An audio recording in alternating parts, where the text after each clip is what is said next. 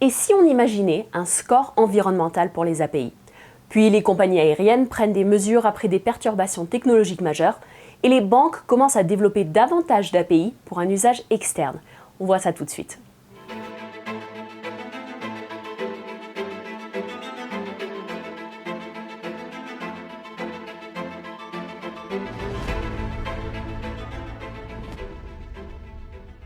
Bonjour, je m'appelle Lydia De Franchi et je vous présente le Digital News Desk, votre condensé rapide d'actualité sur la transformation digitale et les API. Pour la première fois en français ce mois-ci. C'est surtout une grosse tempête hivernale qui était la cause d'annulations massives de vols aux États-Unis pendant les vacances de fin d'année. Mais les dirigeants des compagnies aériennes pointent également du doigt une technologie qui devient obsolète. Une panne du système d'administration fédérale en janvier n'a pas non plus aidé à rétablir la confiance dans le secteur. Celle-ci avait immobilisé près de 11 000 vols pendant plusieurs heures. Le PDG de United Airlines estime que cette panne devrait servir de signal d'alarme pour le secteur de l'aviation. Il dit que la plupart des compagnies aériennes ont dépassé leur infrastructure technologique. Southwest Airlines, la ligne la plus touchée par les perturbations, vient de nommer une nouvelle CIO qui sera chargée de gérer les investissements et les mises à niveau technologiques. Celles-ci sont estimées à 1,3 milliard de dollars en 2023.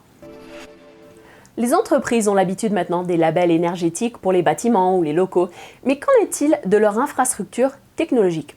Le collectif API Thinking met au point un API Green Score qui vise à promouvoir la création d'API numériquement responsables.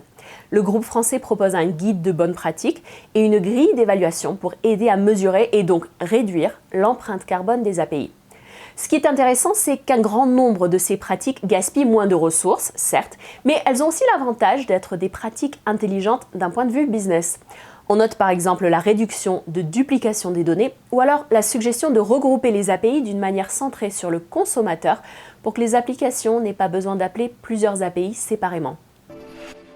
Une enquête mondiale menée par le cabinet de conseil McKinsey sur le thème des API dans le secteur bancaire révèle une maturation des opinions et des stratégies.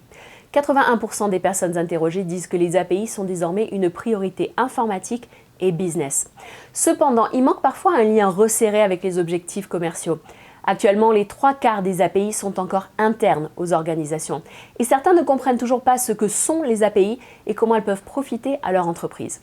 Eyal Sivan, directeur de l'Open Banking chez Axway, souligne qu'un consensus croissant autour de la réglementation et des normes techniques permet plus que jamais aux banques de tirer parti de la valeur qu'offre l'Open Banking. Once that ecosystem exists, and all of this data is being shared based on common, open standards that anyone can use but nobody owns, that creates an entirely new universe of opportunity. Suddenly, banks can get to customers that they couldn't reach before. They can offer capabilities through fintech partnerships that are unable for them to create themselves.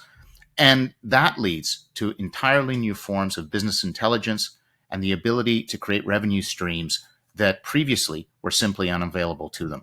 Quelques résultats encourageants qui semblent confirmer cette direction. Les banques se focalisent davantage sur la monétisation des API plutôt que sur la réduction des coûts. L'étude constate aussi une volonté d'exposer plus d'API en dehors de l'entreprise, aux partenaires et aux tiers. Voilà tout pour aujourd'hui. Rendez-vous sur le lien ci-dessous pour en savoir plus sur ces sujets et d'autres actualités. Et à très bientôt.